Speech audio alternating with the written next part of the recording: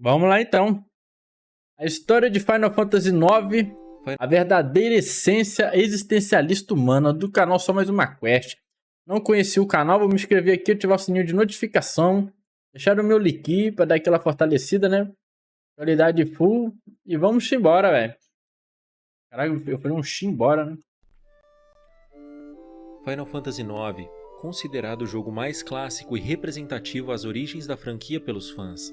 É uma obra que cultiva a beleza e inocência da fantasia medieval, enquanto ressalta a liberdade incondicional, romantização de escolhas e responsabilidade pessoal de cada indivíduo. É um poema clássico ofuscado em meio a mar de novidades que a indústria de jogos Não, só o despejava leveling no vai ficar pro mercado ao final, fim da meu vida ovo. do PlayStation 1. Hoje eu Um vou mundo fantástico que impregnar não se o... esforçava em emular uma obra realista, e Fala. sim um universo imersivo, cheio de emoção, Ditatorial aqui, sei lá. aventura e personagens cativantes. Possui uma história simples, porém extremamente expressiva e repleta de um sentimentalismo que transita entre a essência Dura, né? determinística e existencialista dos seres humanos. A ideia de lutar contra aquilo que o destino lhe tem a oferecer é sem dúvidas uma ótima maneira de contar uma bela história. O que muitas vezes é negligenciado é o preço que se paga pela liberdade. Todos os personagens de Final Fantasy IX, sejam eles heróis ou vilões, passam por crises existenciais e precisam lidar com as consequências de seus atos. Que tal revisitarmos essa história juntos e Eu já tive um destacarmos Nick aqui as Sorrow, né? virtudes de cada um de nossos heróis nesse mundo fantástico que será sempre cultivado por muitos como a obra existencialista mais relevante dos videogames?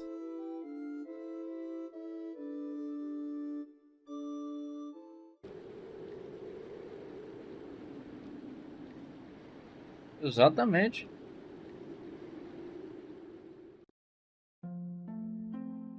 Cristais, o símbolo da gênese de toda a franquia Final Fantasy. Nesse mundo ficcional que estudaremos, eles Exato. são a chave de toda a origem do universo. Trace uma linha espaço-temporal sobre o cosmos de Final Fantasy IX e o cristal será encontrado no início dos tempos. Dele tudo se originou, e para ele tudo um dia retornará. O cristal deu origem ao universo, a expansão universal deu origem aos astros. Dentre os mais importantes, os planetas, todos eles com novos cristais em seu interior. Dessa forma abundante de energia etérea surge o milagre mais apreciado de todos os tempos, a vida. Cada organismo que é gerado de um cristal e ganha o presente da existência contempla seus dias em seu designado planeta e, quando chega a hora de partir, sua alma retorna ao cristal, alimentando-o com suas memórias. Esse é um ciclo mútuo que se repete indefinidamente. Gerações e mais gerações de seres vivos nascem e retornam à não existência, oferecendo suas almas como Caraca, diferentemente do companheiro Zigames lá que a gente tava acompanhando a história, velho.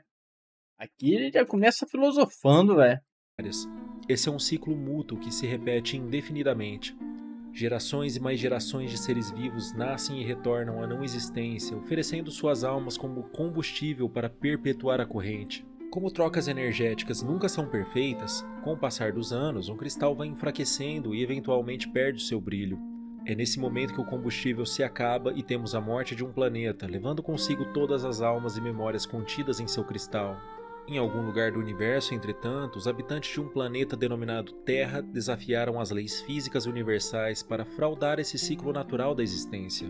Sendo um local que atingira níveis astronômicos de conhecimento em tecnologia, os moradores de Terra não aceitaram o iminente fim de seu planeta.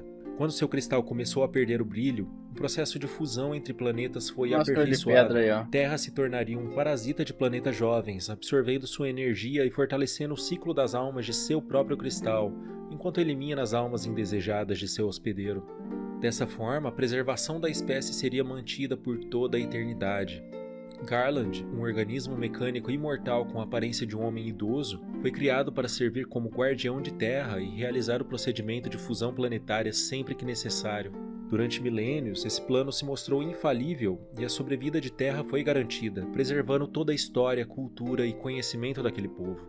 Com seu cristal eventualmente perdendo o brilho outra vez e sem muitas opções de planetas para serem facilmente parasitados, os moradores de Terra apostaram em uma manobra arriscada: absorver um planeta jovem com seu cristal forte, denominado Gaia.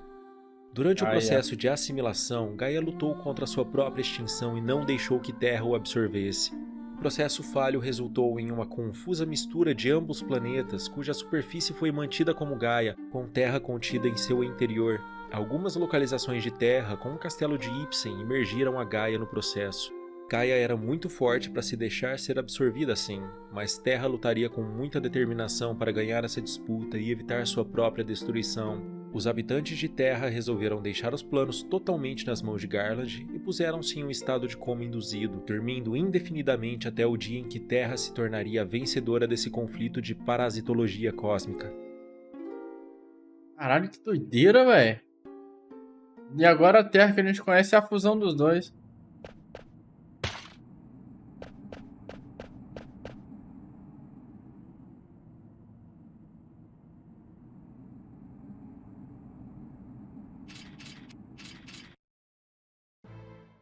Ao longo dos próximos anos, Gaia se desenvolveu e estabeleceu-se como um lugar próspero em sua juventude no berço cósmico do universo.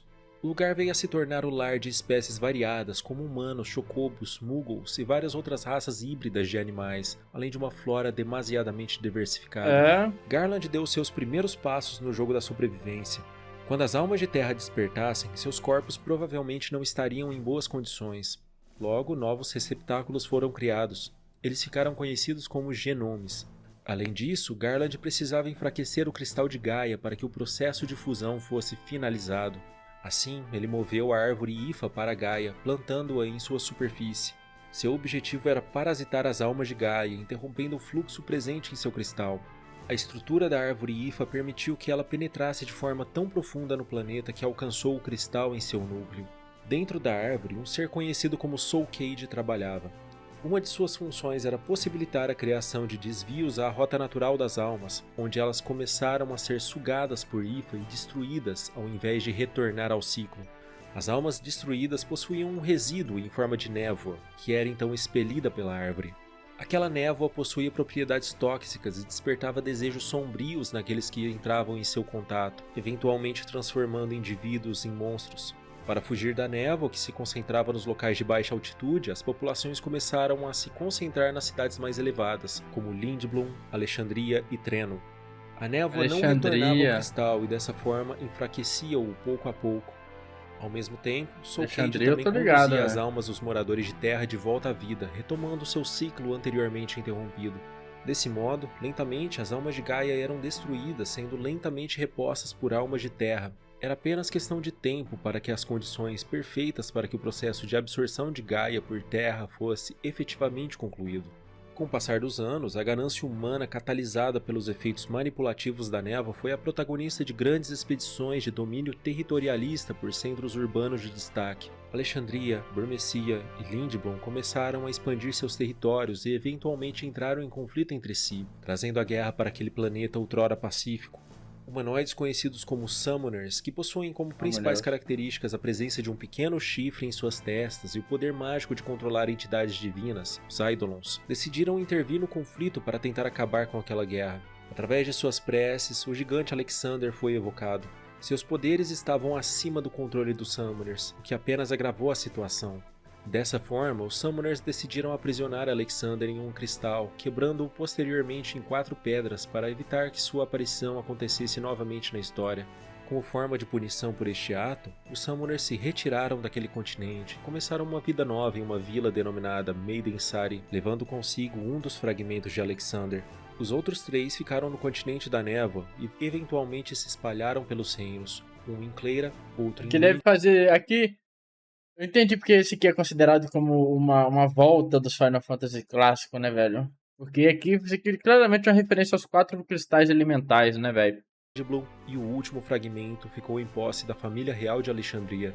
O conflito continuou durante séculos até a ascensão de Cid Fabu VIII ao trono. Além do cristal ter a ver com a vida, enfim, aqueles bagulho lá. O conflito continuou durante séculos até a ascensão de Cid Fabu VIII ao trono de Lindblum. Sendo um engenheiro bem-sucedido, Cid foi o responsável pela construção de aeronaves que utilizam a névoa como sua principal fonte de combustível. Com suas novas armas de guerra, Cid decretou que a paz entre os reinos finalmente aconteceria, mas seus métodos não foram muito democráticos. Durante esse período, Brane, herdeira do trono de Alexandria, aos 10 anos de idade, viu seu pai ser assassinado. Essa foi uma cena que ela guardou em seu coração, que alimentaria seu ódio no futuro. O continente da névoa estava livre de seus conflitos. Os Summoners estavam seguros e tranquilos em sua vila remota. A paz parecia sólida e duradoura, mas alguém não estava contente com essa união entre povos. Garland percebeu que seus planos poderiam encontrar vários problemas caso o caminho da humanidade Capivara, continuasse mano, daquela é o nome do maneira. guri, Os velho. humanos encontraram a paz, então o processo de destruição das almas de Gaia demoraria ainda mais. Além disso, os Summoners possuíam um poder acima de sua compreensão, poderiam trazer problemas e dificuldades caso continuassem a interferir nos Não. conflitos sociais daquele planeta. Garland encontrou um modo de acelerar ainda mais as coisas. Quanto mais rápido os indivíduos de Gaia morressem, mais rápido ele poderia restaurar o seu lar. Por que não apimentar as coisas com um pouco de guerra? Afinal, por onde a guerra passa, a morte é a única vencedora. Um genoma especial foi fabricado com o objetivo de instigar conflitos em Gaia. Este seria o seu Anjo da Morte. Este genoma foi batizado como Kuja. Para servir a seus propósitos, Kuja já nasceu adulto. Com o tempo, Garland percebeu que o desenvolvimento das emoções de Kuja era falho. Kuja era incapaz de compreender muitos sentimentos e não possuía algumas travas sociais que impedem os seres vivos de desenvolver traços de psicopatia. Portanto, ele foi considerado um experimento falho e sua expectativa de vida foi reduzida. Garland iniciou a criação de um segundo Anjo da Morte que substituiria Kuja quando sua vida se encerrasse. Este seria mais forte e não teria os defeitos de seu antecessor, pois seria concebido como uma criança e teria a permissão de crescer e desenvolver todos os sentimentos necessários para ter boas relações humanas. Kuja é enviado a Gaia sem conhecimento de seus defeitos e de seu destino, apenas com uma missão: exterminar. Alguns anos se passaram. Real a página, Zidane velho. Tribal, o genoma especial, sucessor do título de Anjo da Morte, foi finalmente concebido. Kuja, enciumado, mas ainda sem desconfiar dos planos de Garland para seu futuro, planejou se livrar daquela criança. Enquanto isso, em Alexandria, a princesa Garnet Till Alexandros nasceu.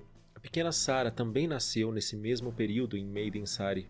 Quando Zidane tinha cerca de 4 anos de idade, Kuja o enviou para Gaia sem o consentimento de Garland. Perdida em meio àquele planeta que não conhecia, aquela criança é adotada por Baco, o líder de um grupo de teatro denominado Tantalus. Garland fica furioso com Kuja e o bane de Terra. Kuja agora não possuía mais acesso livre aos dois planetas, residindo permanentemente em Desert Palace, em Gaia. Zidane é criado como uma criança normal. Ele não possuía memórias de seu passado em Terra, a não ser por lembranças de uma luz azul.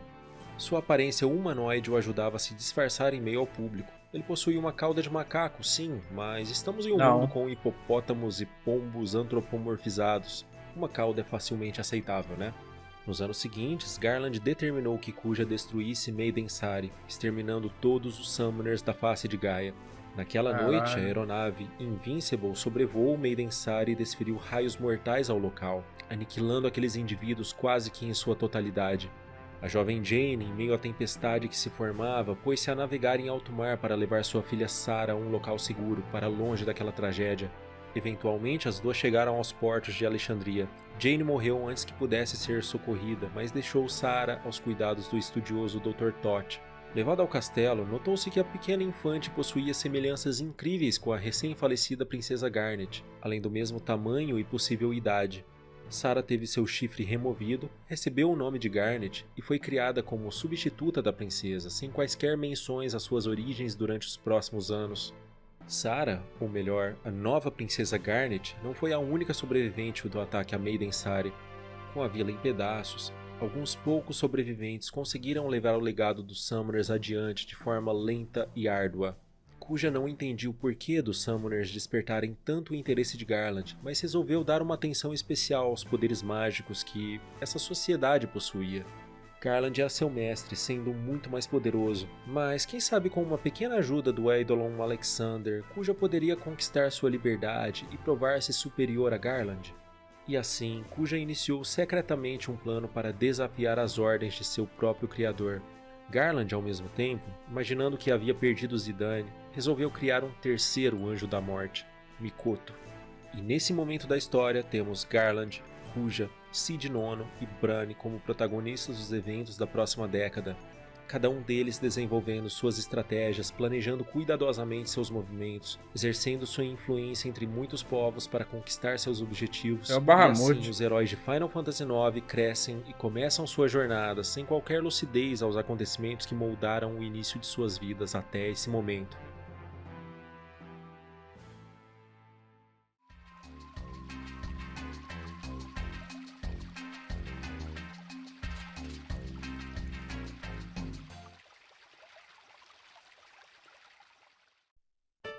Que tal conhecermos um pouco da origem dos heróis da nossa história? Adalbert Steiner foi uma criança encontrada durante as incessantes guerras do passado e encontrou refúgio em Alexandria. Demonstrando gratidão àqueles que o salvaram, ele se juntou ao exército aos 16 anos. Aos 23, foi capaz de vencer a general Beatrix em um duelo e teve um pedido concedido, o de se tornar um guerreiro de Pluto, consequentemente chegando ao posto mais alto, o de capitão. Freya Crescent, de Burmecia, se tornou Dragoon ou Cavaleira Dragão aos 16 anos. Aos 17, seu amado Fretley desapareceu. Assim, Freya pôs-se a viajar pelo mundo em sua busca. Em uma de suas viagens, ela conheceu Zidane, mas o jogo não deixa claro onde ou como foi a relação dos dois. Amarant Corel, aos 16 anos, começou a se destacar como segurança na perigosa cidade de Trenon. Sua boa reputação foi construída ao longo de 6 anos. Mas um dia, Zidane roubou um item de um nobre de Trenon e enganou a todos, dizendo que Amarant foi o responsável pelo roubo.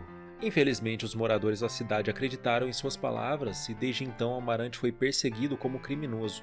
Não vendo muita alternativa em seu futuro, ele se tornou mercenário. Quina Quen é uma personagem que não possui uma história bem definida. Sabemos apenas que ela passou sua vida 4 de solo leveling de hoje, velho. Caralho, velho.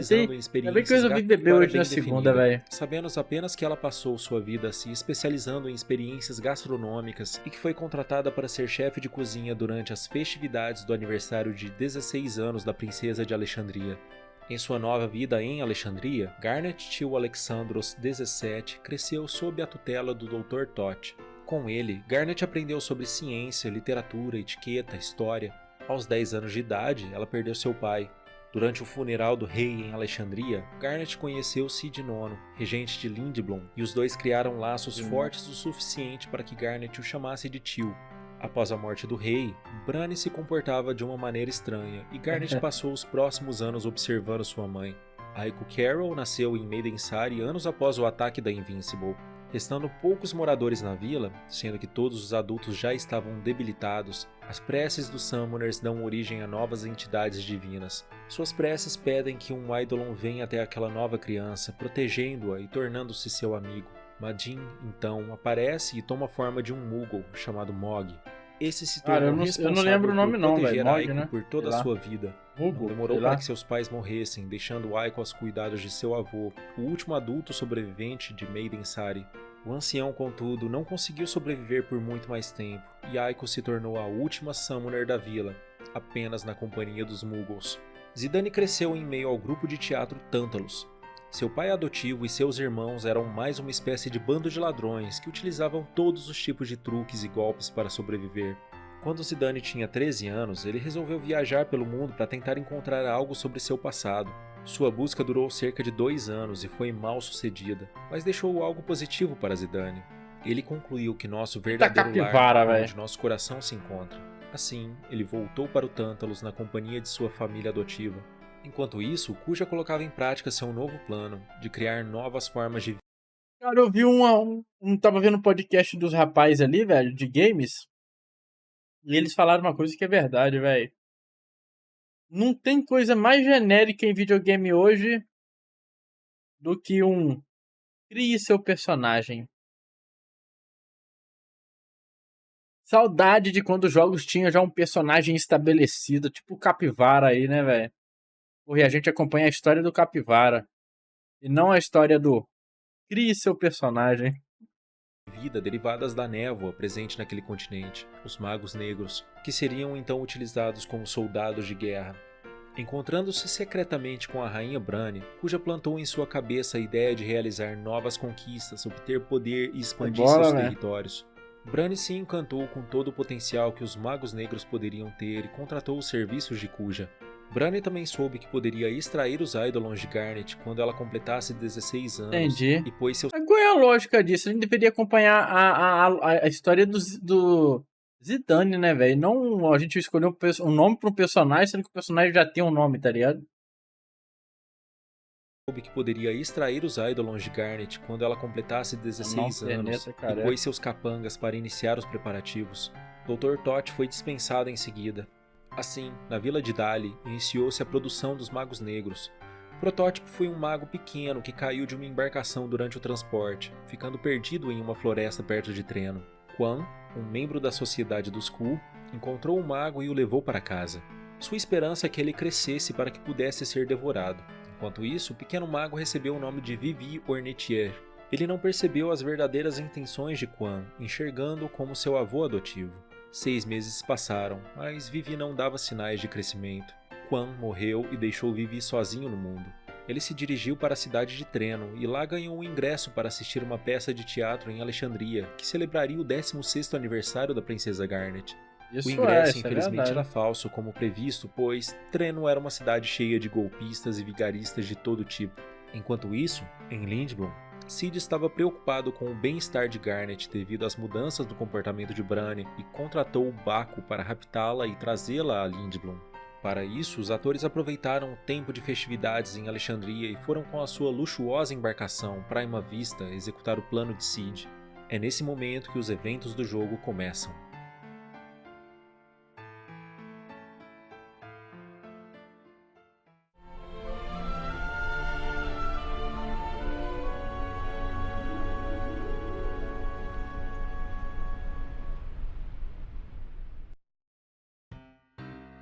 O grupo Tântalo sobrevoa a imponente cidade de Alexandria. Seus moradores se encantam com tamanha festividade que está por vir. O 16º aniversário da princesa Garnet Tio Alexandro será celebrado em grande estilo.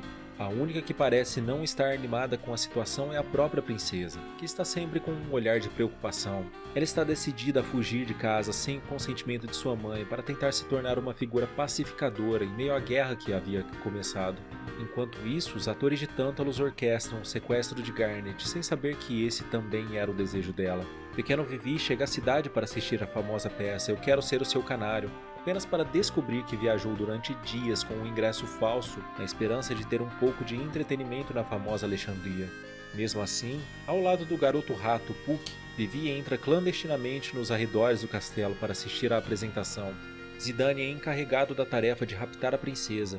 Ele se depara com Garnet nos corredores do castelo e começa sua perseguição. Sabendo que Garnet planeja fugir em posse da pedra preciosa que sela o Eidolon Alexander, Bran ordena que ela seja capturada. Steiner é o primeiro responsável por trazê-la de volta. Ele se empenha em sua tarefa, mas seus esforços são em vão. Garnet, então encurralada por Zidane, revela seus desejos de ir a Lindblum com eles. Vivi é perseguido pelos guardas reais e acaba cruzando o caminho de Steiner, Zidane e Garnet. O bando então foge. Já sabemos quem é o Chip, né? Ser atacado pela própria rainha Bran. Ela também ordena a seus capangas que tragam Garnet de volta a qualquer custo, inclusive utilizando suas armas secretas, os magos negros especiais denominados Black Waltz. Garnet precisa ser trazida de volta com vida, mas Bran não se importa mais com o bem-estar de sua filha. Ela deseja apenas extrair os Eidolons de seu corpo, sacrificando-a em seguida se necessário. Gravemente acidentada, a embarcação Prima Vista cai em meio às florestas assombradas. E Garnet desaparece. Zidane resolve ir atrás dela, mesmo sem autorização de Baco. Assim, Zidane deixa o bando novamente. Ele pede a ajuda de Steiner e Vivi para resgatar Garnet, pois sabe que essa será uma tarefa difícil de realizar sozinho. Com um pequeno empurrãozinho e o sacrifício de seu irmão Blank, Zidane escapa da floresta com seu recém-formado grupo. O objetivo deles é claro, devem se dirigir a Lindblum para que Garnet possa conversar com Cid e juntos possam traçar planos de pacificação para Alexandria. O comportamento de Zidane é sempre prestativo e quase sempre impecável, tirando algumas coisas macias que ele anda apalpando. Ele se preocupa de verdade com o bem-estar de Garnet e Vivi durante a jornada. Eu tô até quase que gozando aqui. Impede que o levem a sério. Que isso, Garnet cara? assume o nome Dagger para tentar se disfarçar em meio ao público e começa a aprender como os moradores de vilas mais simples se comportam e se comunicam. Visto que ela sempre foi criada no castelo rodeada de nobres, ela tava não acompanhando conhecia a real Meliodas, população do mundo e seus problemas cotidianos. Steiner se comporta tipicamente como um legítimo cavaleiro real. Seu juramento de cavaleiro inclui o dever de sempre proteger a princesa acima de tudo. Em sua cabeça, isso inclui escoltar a princesa novamente ao castelo de Alexandria e punir seus raptores. Entretanto, ele se encontra em um terrível dilema, pois a princesa não quer retornar à sua casa. A segunda melhor coisa que Steiner poderia fazer é acompanhá-la em sua jornada, garantindo sua segurança, até que ela terminasse suas tarefas e estivesse disposta a voltar. Suas intenções são as melhores, mas ele se encontra cegamente iludido aos ideais da rainha Branny. Vivi, entretanto, é o personagem que mais sofre com o rumo que a aventura tomava. Na vila de Dali, Zidane, Garnet e Vivi descobrem uma fábrica subterrânea de magos negros. Bonecos considerados sem alma, sem vontade própria, apenas servindo a seus criadores. Pegando carona em uma embarcação, eles tiveram contato com mais magos negros. Eles não interagiam, apenas cumpriam ordens. Um dos Blackwalt de Branny ataca, revelando os planos da rainha. Steiner nega que Branny seria capaz de tamanha crueldade, mas se questiona o porquê a criatura o atacava indistintamente, como se ele mesmo fosse um dos criminosos. Os primeiros pensamentos existencialistas passam pela cabeça de Vivi. Será que ele é parecido com aqueles magos negros? Será que ele também havia sido criado? Qual será o seu propósito de vida? Vivi assiste aos magos sem sacanagem. O personagem que eu tô mais me simpatizando aqui é o Vivi, velho. Por serem atacados e aniquilados. Aquela imagem cria um impacto em sua mente. Escapando por pouco dos ataques do Blackwalt, Zidane guia o grupo até Lindblom, onde Garnet se encontra com Cid e eles finalmente podem conversar sobre como parar o avanço de Branny aos outros territórios daquele continente. Zidane reencontra Freya. Durante sua estadia em Lindblom, todos os heróis possuem tempo para relaxar e pensar na vida, continuando seus dilemas existenciais. Zidane, principalmente, não consegue parar de pensar em como Garnet o havia conquistado, mas acredita que sua vida vai continuar sem a presença dela dali em diante. Sua natureza sedutora o impede de deixar Garnet para trás, mas a conquista aos corações femininos sempre foi algo presente em grande número em sua vida, que ele não consegue evitar de confundir as histórias entre diferentes garotas com quem já havia conversado, deixando Garnet chateada outra vez. Após festividades amigáveis, vem a notícia de que Burmecia, a terra natal de Freya, estava sob ataque das tropas de Alexandria. Garnet aproveita para fugir do castelo com Steiner para tentar colocar em prática sua missão pacificadora, enquanto Freya decide ir ajudar seus conterrâneos, apoiada por Zidane e Vivi. No meio do caminho, Quina se junta ao grupo. Seu desejo é apenas conhecer o mundo. Porra, nós vamos ver até o episódio 14, tem o episódio 14 do Solo Leveling, velho. Os negros entram em conflito com os heróis. Em Burmecia, apenas um rastro de morte e destruição pode ser visualizado. Ao fim desse rastro, encontramos a rainha Branny, escoltada pela imponente general Beatrix, ambos instruídos por Kuja. Nesse momento, o Anjo da Morte de Garland desempenha o papel tanto de traficante de armas quanto de mentor de guerra de Branny. Cega pela oportunidade de expandir seus territórios, a rainha ordenou o extermínio de Burmecia e roubou a pedra preciosa que estava em sua posse. Derrotados, o grupo é apenas deixado para trás. Aparentemente, aqueles tolos e fracos aventureiros não seriam uma ameaça para os planos do Anjo da Morte de seu exército de magos. Mano, hoje é o 10, o 11. Aí o iPhone cedeu mais 2 episódios, então vai ser o 12 e o 13 também. Os negros desalmados e das forças imperiais de Alexandria.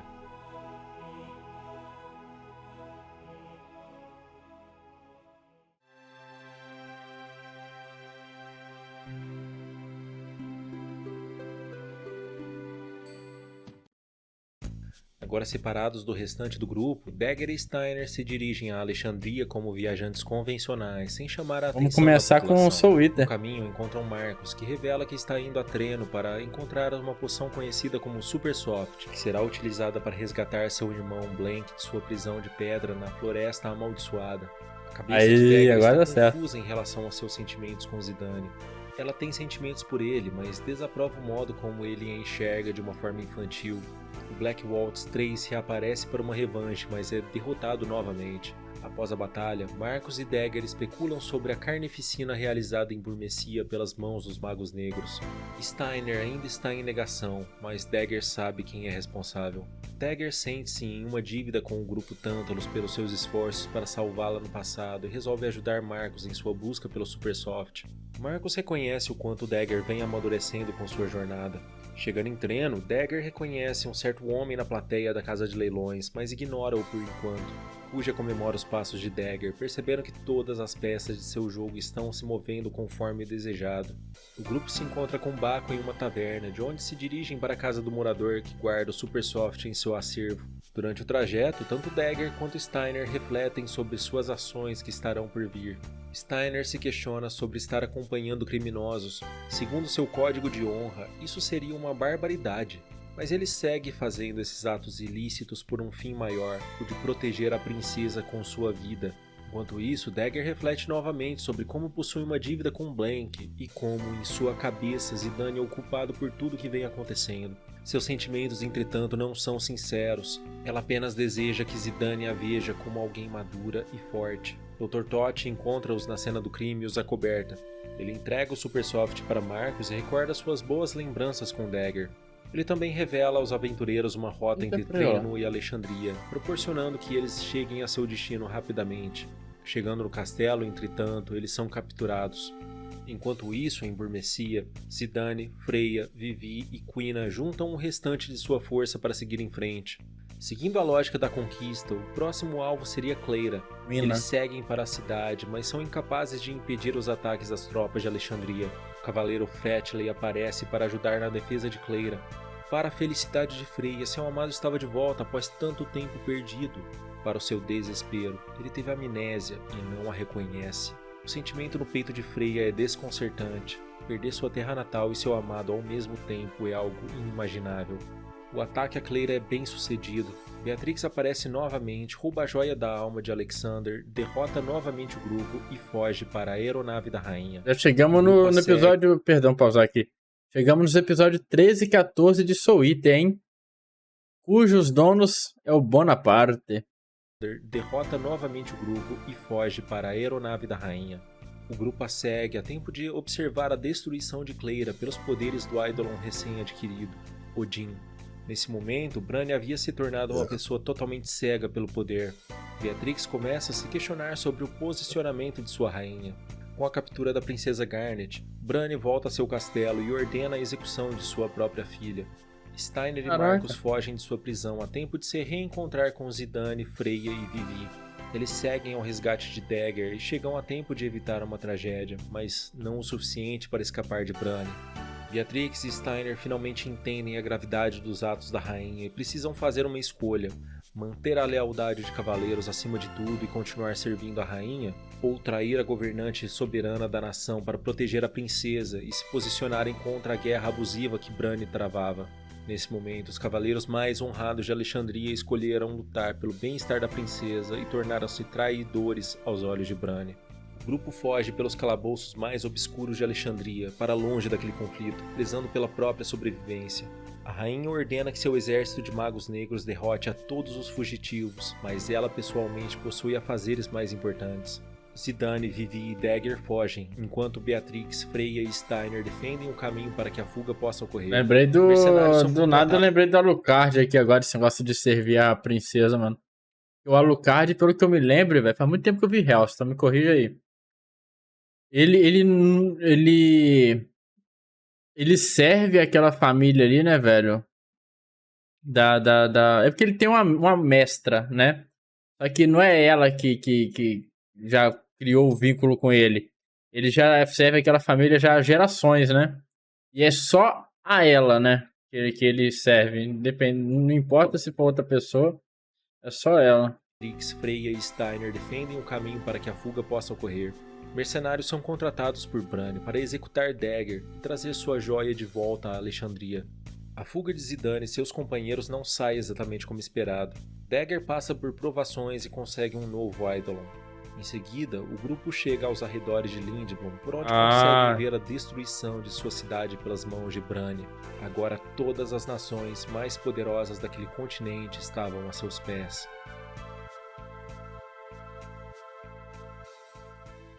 Não tem muito a ver. Achei que era, tipo assim, ele servia a só uma família só, e isso ia passar pra geração em geração. Por exemplo, essa família teve uma filha.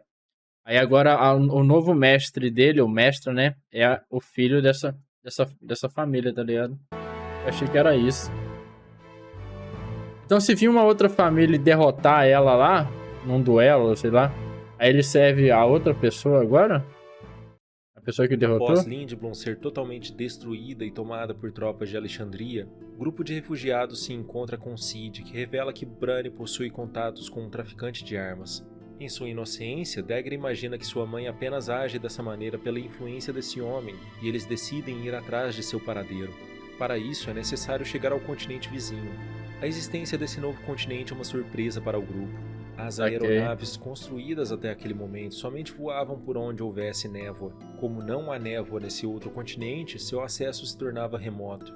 A solução foi encontrar uma passagem para que a viagem pudesse ser completada de forma tradicional, uma boa e velha caminhada. Para o grupo, derrotar Kuja seria o suficiente para acabar com a ambição de Bran. Chegando a Conde Petit, o grupo avista mais magos negros, deixando todos em estado de alerta para o avanço de novos inimigos. Eles resolvem segui-lo e chegam a uma vila cheia de magos.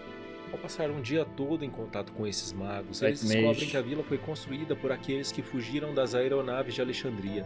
Eles vivem pacificamente e apenas desejam aproveitar seu tempo em Gaia antes de morrerem. Vivi se depara com a ideia da morte e começa a pensar que sua hora provavelmente está próxima.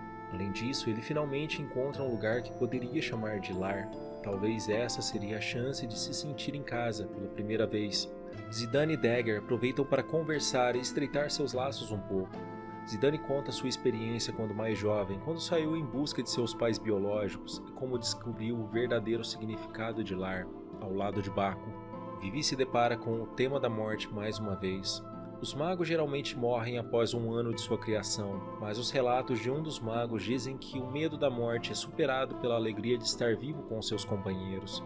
E assim, Vivi segue com a sua crise de identidade, com o medo de ter que encarar a morte em breve, mas com a convicção de que a companhia de Zidane, Dagger e todos os outros é muito mais valiosa que qualquer pensamento sombrio sobre o fim da vida.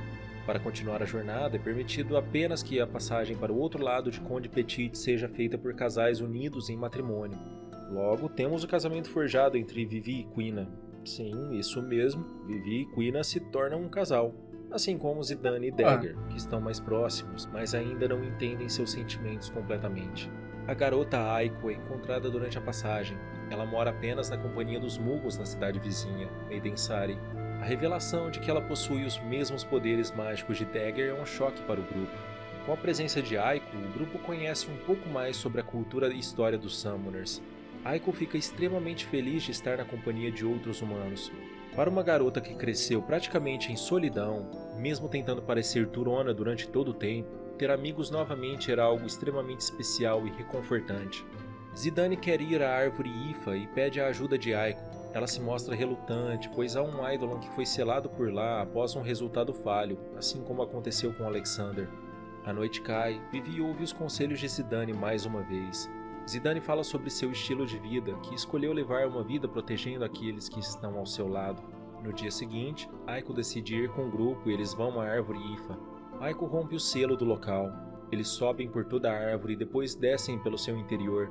Muitos monstros mortos-vivos se encontram pelo caminho. Ao fundo da estrutura, eles encontram Soul Cage, que revela todo o seu trabalho naquele local. Soul Cage reconhece Vivi.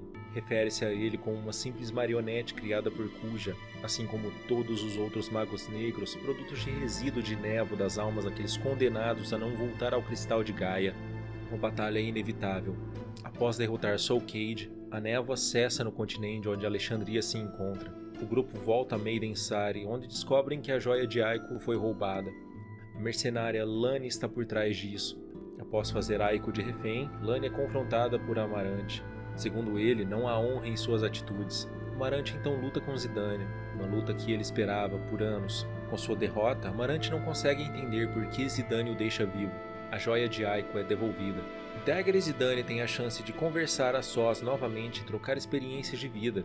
A conversa revela que os integrantes do grupo não estão seguindo e protegendo Dagger pelo seu título de realeza ou pela sua nobreza, e sim porque realmente gostam dela.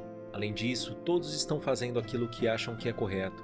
Steiner, Vivi, Freya, Beatrix, Zidane, todos eles canalizam suas emoções de acordo com as convicções presentes em suas mentes. Todos possuem sim o medo de errar, mas acima de tudo valorizam um objetivo maior para suas vidas. Zidane é aquele que une a todos, protegendo cada um de seus companheiros da melhor maneira que consegue.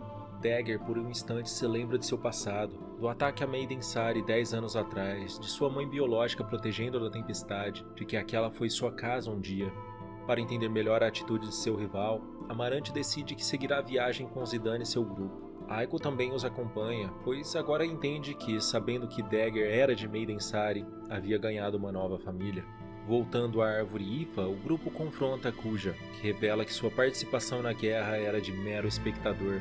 Kuja apenas fornecia as ideias e receitas para a destruição. Ele não precisava executar absolutamente nada, era só provocar Brani um pouco para que sua verdadeira natureza egoísta prevalecesse. Kuja estava certo. Para Brani, apenas o poder absoluto seria o suficiente. Mostrando a Dagger como era a índole de sua própria mãe naquele mesmo incomodado instante, com o sushi Brani no avança churrasco, com uma frota de navios ao encontro de Kuja. O fornecedor de armas não era mais necessário para os planos de uma governante que havia apoderado-se de dezenas de Eidolons e conquistado todos os territórios mais importantes de seu continente. Agora era hora de Brani mostrar que ela havia se tornado mais poderosa que seu mestre. Brani evoca Bahamut para acabar com Kuja. Em uma demonstração de poder extremo, Kuja desvia dos ataques de Bahamut com facilidade e contra-ataca. Com a aeronave Invincible, Kuja toma o controle de Bahamut para si e faz com que o Eidolon, que outrora estava sob o controle de Brani, atacasse sua própria mestre e toda a sua tropa.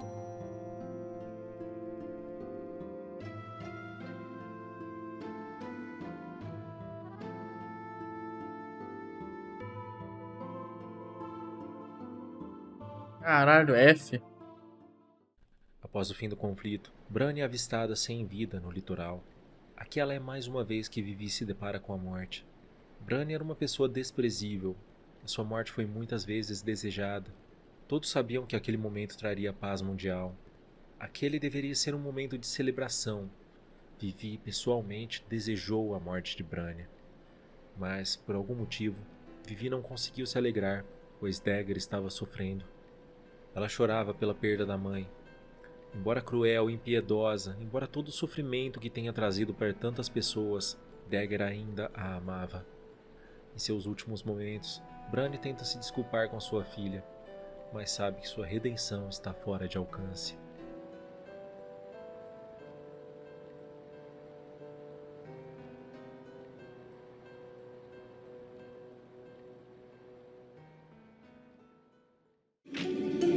Caralho, pra uma coroa que tomou uma baforada na cara.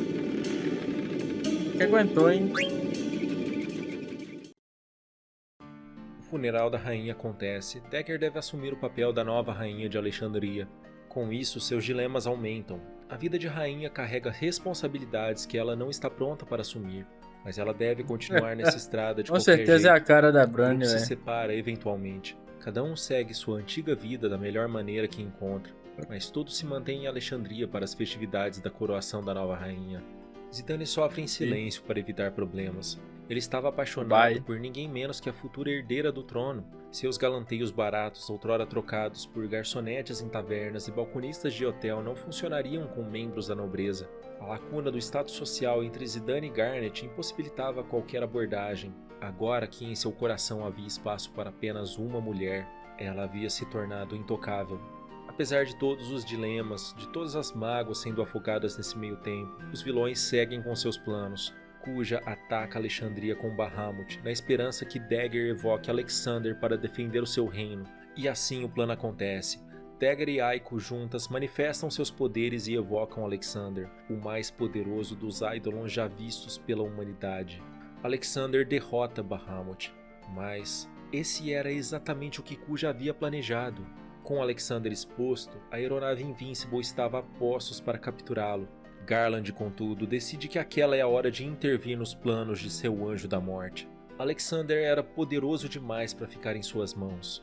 Garland assume o comando da Invincible e, ao invés de aprisionar Alexander, o destrói completamente, deixando a cidade de Alexandria totalmente em ruínas. Agora que Brani estava fora de seu caminho, Kuja precisava lidar... Só pra falar, tá? O Asura, eu não tenho certeza, não, depois eu tenho que rever a cena lá. Mas ele tomou um golpe que apaga tudo da existência. O Preto sobreviveria a um golpe desse? com uma ameaça maior, a do seu próprio criador, que havia começado a intervir em seus planos. Zidane consegue salvar Dagger da morte durante o ataque e decide que será honesto com ela daqui pra frente. No dia seguinte, entretanto, Dagger não consegue utilizar sua voz devido ao trauma de presenciar tantas perdas em um espaço de tempo tão curto. Justamente quando os dois possuem muito para falar um ao outro, novamente o destino vem a intervir de uma forma a deixá-los separados por forças maiores. Indiretamente, Kuja havia destruído as 4 nações principais daquele continente, Burmecia, Cleira, Lindblum e agora Alexandria. Kuja precisa ser derrotado, ou destruirá todo o mundo, condenando tanto Gaia quanto Terra. O grupo volta para a Vila dos Magos Negros no continente vizinho para buscar pistas de seu paradeiro. Eles encontram a vila deserta, exceto por um único indivíduo vigiando os túmulos no cemitério e 2 outros que estão cuidando de um chocobo. Eles revelam que Kuja os convenceu que poderia aumentar o tempo de vida deles se os magos concordassem em servi-lo. Kuja não possui tal poder, mas enganaria qualquer um para continuar executando seus planos. O medo da morte novamente emprega um papel importante no desenvolvimento de Vivi. Kuja manipula seus companheiros magos utilizando seu medo. Se você tivesse pouco tempo de vida e alguém ofertasse o prolongamento de sua breve experiência etérea, não há como culpar o indivíduo que aceita inocentemente tal barganha. Ele apenas está seguindo seu instinto mais primitivo para continuar vivo. É preciso olhar através dessa situação para compreender a beleza presente em uma vida passageira. É preciso coragem para sacrificar suas próprias vontades para o bem-estar de outros em uma vida tão curta. Os magos restantes então dizem onde Kuja se encontra e o grupo se dirige ao local apontado, apenas para serem capturados e chantageados por Kuja em seguida. Kuja ameaça matar a todos os companheiros de Zidane caso ele não obedecesse às suas ordens. A primeira delas é a de ir a Oilvert e recuperar um artefato, a Pedra Gulug, que serve de chave para seu próximo destino. Oilvert é um lugar originário de Terra acessível pela superfície de Gaia após o processo falho de fusão dos planetas, lugar esse que guarda parte da história e cultura dos moradores de Terra. Zidane consegue entender a linguagem antiga que os dispositivos de lá utilizam. Pela tecnologia ainda preservada, ele começa a entender sobre o declínio da civilização do Devorador de Planetas. Zidane recupera a pedra enquanto o resto do grupo que ficou nas mãos de Kuja escapa de sua prisão. A primeira das chantagens de Kuja havia falhado, mas ele preparou outra caso isso acontecesse. Pegando Aiko como refém, Kuja toma posse da Pedra Gulug e foge. O grupo o persegue até o continente perdido e adentra o Monte Gulug. Eles chegam a tempo de encontrar Aiko no meio de um ritual de remoção de seus Eidolons. O Moogle que Aiko sempre carrega consigo revela sua própria identidade, Meidin, o Eidolon protetor de humanos e a salva de um destino terrível. Kuja aproveita a situação para fugir, deixando para trás outra de suas reféns, Hilda, a esposa perdida de Cid. Voltando a Lindblum, Hilda remove o feitiço que havia colocado em Cid e revela segredos de Kuja que teve acesso enquanto estava em cativeiro. Ela revela ao grupo que Kuja é de outro planeta e que planeja buscar um grande poder. Para ter acesso à Terra, o grupo decide ir ao ponto de encontro entre os 2 mundos, o Castelo de Ipsen. Dagger, agora com sua voz recuperada, finalmente entende o real peso e consequências de suas atitudes, responsabilidades, escolhas, desejos e finalmente está pronta para assumir o trono de Alexandria. Mas antes ela deseja se aventurar uma última vez com Zidane e seus companheiros para terminar o que haviam começado. Ela corta seu cabelo para simbolizar o nascimento de uma nova Garnet, aquela que se dedicará integralmente a cuidar de seu povo.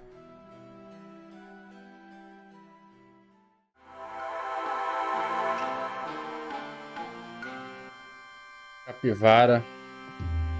Pô, não tô tancando esse nome não, velho. Com o retorno de Cid à forma humana, a aeronave Hildegard 3 pôde ser concluída. Uma aeronave que não depende de névoa para se locomover. Com ela, o grupo se dirige ao castelo de Ipsen. A arrogância de Amarante os separa brevemente do grupo. No castelo, chaves e 4 localizações são descobertos, segredos esses que guardam acesso à verdadeira Terra. Amarante aprende através de suas atitudes que a coordenação de um grupo, embora seja mais lenta, é sempre superior para a sobrevivência, finalmente compreendendo o porquê de Zidane sempre priorizar o laço com seus companheiros. Separando o grupo, as 4 localizações são atacadas simultaneamente, finalmente revelando a verdadeira entrada do planeta Terra, onde Garland os espera. Revelações são finalmente alcançadas. A aeronave que destruiu Maiden Sari, corpos criados em laboratórios que serão receptáculos de almas dos habitantes adormecidos de Terra, a similaridade daqueles indivíduos com Zidane, os planos da total absorção de Gaia. Zidane descobre então que ele foi construído assim como aqueles bonecos, mas que ele era especial. Ele resolve acertar as contas com Garland. Garland revela detalhadamente tudo o que aconteceu no passado. O processo de fusão de planetas. Hoje tá ruim mesmo, fica caindo na live toda hora, velho. Se tornar alguém que nega totalmente as ainda não caiu hoje, então Zidane foi concebido, logo vai cair. Zidane descobre que foi criado para substituir Kuja como um anjo da morte que traria caos e destruição para Gaia, ironicamente sendo impedido de cumprir seu destino pelas mãos do próprio Kuja, que ousou desafiar todo o caminho que estava escrito para ele. Zidane está pronto para acabar com seu próprio criador, mas é impedido por Garland. Com seus poderes, Garland remove a alma de Zidane de seu corpo. Kuja finalmente pode voltar para a Terra agora que Zidane e seus amigos romperam o selo. Mas Zidane, agora sem alma, torna-se apenas um boneco sem emoções, com vagas lembranças e sem motivos para continuar a viver, com dúvidas sobre sua verdadeira natureza, questionamentos sobre suas atitudes. Será que suas boas ações trouxeram o bem de verdade para alguém? Ele não consegue acreditar. Apenas ignora tudo e segue seu caminho sem rumo, apenas fugindo de qualquer coisa. Mas o pai de Rato ou de Draven joga muito, hein? A por todas as suas ações em Gaia aparece. O que é uma alma senão uma coletânea de partes de outros indivíduos? Todas as experiências de Zidane o ajudaram a formar seu caráter. Todas as interações que teve até aquele momento, os laços parentais que desenvolveu com sua família adotiva em Tantalus, o suporte que deu a Vivi, a proteção a Aiko, a amizade de Freya, a compaixão a Amarant, a confiança a Steiner, a paciência a Quina e principalmente seu amor a Garnet. Todas essas interações ajudaram a construir a alma de Zidane.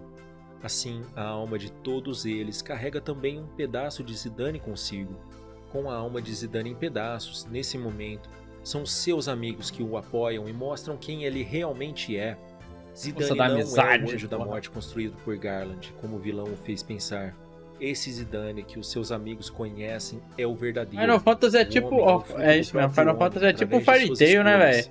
E mesmo se ele encontrasse orientação poder da amizade, de um sinal superior, vence o trabalho do próprio barreiras, homem decifrar o significado de tal sinal. Zidane é quem ele realmente é, não importa suas origens. Finalmente isso fica claro para ele. É hora de colocar um fim ao plano de destruir Gaia.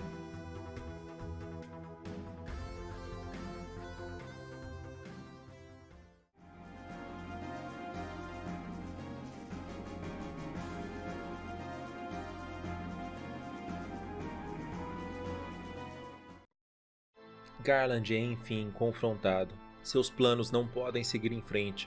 Já houve morte, sofrimento e destruição suficientes em Gaia pelos atos negacionistas do regente de Terra. A morte é algo natural. O estado de não existência sempre deve ser alcançado ao fim do ciclo de uma vida, para que novas formas possam ser criadas utilizando a energia e memórias dos indivíduos que se foram. Negar o ciclo natural da própria destruição apenas traz mais morte para outros indivíduos, aos quais é negado o direito de viver. Garland não tem o direito de decidir quem deve ou não seguir vivo, e assim, pelas mãos de sua criação, Garland é derrotado.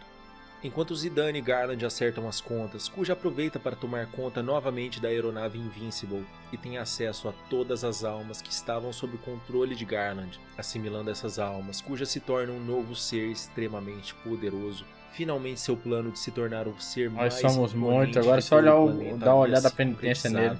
Kuja só não contava com a revelação de Garland, a de que sua vida estava terminando. Sua mortalidade era real. Como os seres de terra eram construídos para obter o poder da imortalidade, Kuja nunca havia pensado naquela possibilidade. Garland pode não ter vencido aquela batalha, mas também não deixaria Kuja sair vitorioso. Devido à notícia de sua própria mortalidade, Kuja se desespera. Ele morreria em breve, agora que conseguiu todo o poder que tanto almeja. Morreria como um boneco, assim como os magos negros que ele mesmo criou e tanto desprezou. A única resposta que ele conseguiu em seu momento de fúria foi a destruição. Já que sua morte era inevitável, por que não levar todas as vidas de Gaia e Terra consigo? Já que ele, um ser superior, era indigno da vida, quem seria digno? Kuja destrói Terra com seus novos poderes. Zidane e seus amigos escapam a tempo, salvando vários genomes pelo caminho. Eles podem ser apenas bonecos sem alma, mas nem por isso deveriam ser condenados à morte. A névoa volta a Gaia. Os genomes são deixados para viver com os magos negros, onde aprenderão a conviver em harmonia. Agora, a única coisa a se fazer é derrotar Kuja, antes que eles terminem toda a existência. Isso aqui também me lembrou meio Tales of, mano, os bonecos lá, tá ligado? Aqueles humanos lá, o... Esqueci como é que é o nome que ela em Tales of lá. A réplica, né? Acho que é réplica, eles chamam. Em um último esforço para conter Kuja, sob a cobertura do Regente Cid a bordo de Hildegard III e Beatrix a bordo de Red Rose, Zidane e seu grupo, a bordo da Invincible, adentram o portal dimensional aberto acima da árvore de Ifa. Essa nova dimensão, denominada Memória, tem é a a saga manifestação dos clones, das né, memórias das almas do planeta, sejam elas individuais ou coletivas, boas ou ruins, do presente ou do passado. Algumas memórias não podem ser acessadas especificamente, como Quina, que não pode ver o que se passou em Alexandria. Outras, como a de Zidane em Maiden Sari, podem ser acessadas com o ciclo das almas. É possível que a alma da mãe de Garnet tenha retornado ao cristal de Gaia com suas memórias e as compartilhado com os novos seres que viriam depois dela. Zidane possivelmente consegue acessar tais memórias por ter uma alma construída a partir de vestígios de outras almas que carregavam essa memória. É assim que o ciclo das almas nutre os indivíduos. Guiados pela voz de Garland por entre as lembranças de seus passados e de Você fatos acordou com a históricos, vontade de como a sonhar fusão com a parcial linguiça de daqueles novo. planetas e até mesmo Sim. a criação de Gaia, Zidane e seus companheiros conseguem entender mais sobre a conectividade dos seres vivos. Assim como todos os seres necessitam de ancestrais para existirem, as memórias são compartilhadas e conectadas através das gerações, perpetuando sua continuidade. Garland os deixa, e agora é a tarefa de Zidane e seus companheiros salvar o cristal. Kuja é finalmente alcançado, prestes a levar todo o universo ao estado de não existência. Ele já não se preocupa com o poder que possui. Seu único desejo é o de destruir tudo para que sua morte seja justificável. O medo da morte de Kuja é perceptível. De um jeito ou de outro, ele prepara suas jogadas para que a perda seja a maior possível. Seu único conforto naquele momento é saber que não existirá mais nada quando ele partir. Enquanto Kuja luta para destruir tudo ao ponto que sua vida se encerra, Zidane e seus amigos fazem o oposto. Eles entregam todas as suas forças para salvar tudo que conhecem, mesmo ao custo de suas vidas. E assim, o duelo entre os dois anjos da morte termina com a derrota de Kuja. Em seu último ataque, Kuja executa seu plano e leva a todos consigo.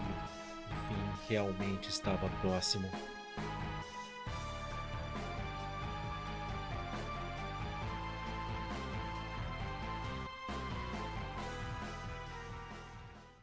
Mas... Antes da aniquilação total, antes da não existência consumir todo o universo, a personificação da morte aparece diante de Zidane, se apresentando como a escuridão da eternidade. Nesse local, conhecido como a Dimensão Final, evocado pelo medo de Kuja, o julgamento do fim dos tempos seria executado naquele momento. Todas as formas de vida carregam a morte desde o nascimento. A vida teme a morte, mas vive apenas para morrer. Começa com ansiedade. A ansiedade torna-se medo. O medo leva à raiva. A raiva leva ao ódio. O ódio se torna sofrimento. A única cura para esse medo é a destruição total. Kuja foi uma vítima de seu próprio medo. Ele concluiu que somente poderia se salvar destruindo a origem de todas as coisas, o cristal. Essa forma, apresentada como Necron, existe apenas por um propósito: o de retornar tudo à dimensão zero, onde não há vida e nem cristal para criá-la. O Necron Em seus aí, ó. últimos momentos antes da total aniquilação, Zidane contesta as falas de Necron.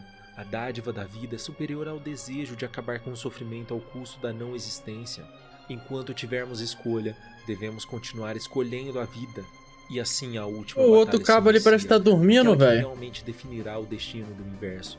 Não se trata mais de uma batalha para defender uma nação. Não se trata mais de princípios ou de poder. Essa batalha é diferente de tudo que Zidane e seus amigos já haviam enfrentado. Agora a luta é pela própria sobrevivência. Eles estão perante a morte e a única coisa que podem fazer é lutar com todas as suas forças para evitar aquele destino. Com muita dificuldade, os heróis provam que as teorias determinísticas de Necron sobre as formas de vida estão equivocadas. Quando desafiadas perante a morte, a vida sempre lutará com todas as suas forças para ver o sol nascer por mais um dia. Derrotado, Necron adverte que o fim é inevitável e que ele será vitorioso algum dia. Mas por hoje, ele apenas libera o grupo. Acabou. Gaia está segura novamente. Zidane, Garnet, Vivi, Steiner, Freya, Aiko, Amarante e Quina podem finalmente ir para casa. Mikoto ouve a voz de Kuja. Através da mensagem recebida, Hildegard vai atrás do grupo para levá-los a um local seguro. Kuja despede-se. Zidane agora sabe que Kuja sobreviveu. Ele deduz que Kuja os teleportou para um local seguro com suas últimas forças. Por que Kuja faria tamanho ato de altruísmo após o caos que tentou jogar por toda Gaia? Zidane não pode deixar essas perguntas sem respostas e decide salvar eu também tô Kuja, curioso mesmo saber, sem a velho. aprovação do seu grupo. Isso é algo que ele precisa fazer, dessa vez, sozinho. Ele se despede de todos, especialmente de Garnet. Os dois se emocionam. Zidane é forçado a prometer que ele vai voltar para ela. Existe muito que os dois ainda não falaram um para o outro. E assim, Zidane vai ao encontro de seu suposto irmão. Kuja finalmente expressa algum sentimento. Ele se diz feliz por saber que todos conseguiram escapar com vida. Mas infelizmente, mesmo fazendo boas ações em seus momentos finais, mesmo aparentemente comovido através da luta pela sobrevivência daqueles aventureiros, não havia mais tempo para alcançar sua redenção. A gente é metafísica, velho. Kuja finalmente entendeu o real sentido de viver, mas era tarde demais. A morte finalmente o alcança.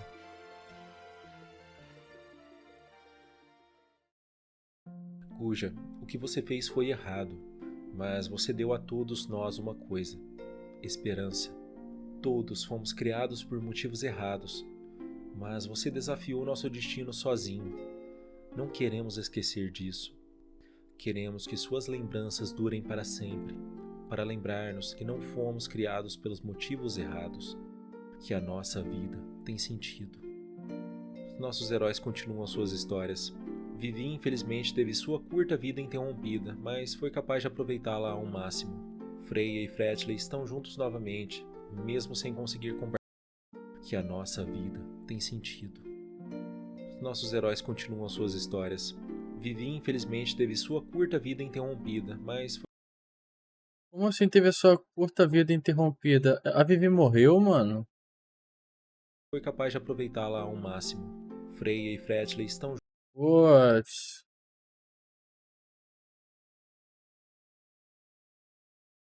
curta vida interrompida, mas foi capaz de aproveitá-la ao máximo. Freya e Fretley estão juntos novamente, mesmo sem conseguir compartilhar as memórias do passado. Beatrix e Steiner se unem e continuam ao serviço da rainha. Dessa vez, uma que vale a pena ser respeitada. Amarante se torna uma pessoa mais amigável. Quina descobre a real inspiração para cozinhar. Aiko ganha uma nova família. Garnet se torna rainha de Alexandria, mas conforta-se que sua vida nunca mais será a mesma. Zidane havia mudado a vida de todos. Ele foi um protetor, um guia, um raio de luz, sempre mostrando o caminho para que cada um pudesse entender seus reais propósitos de vida, definindo suas próprias escolhas e descobrindo sua real essência.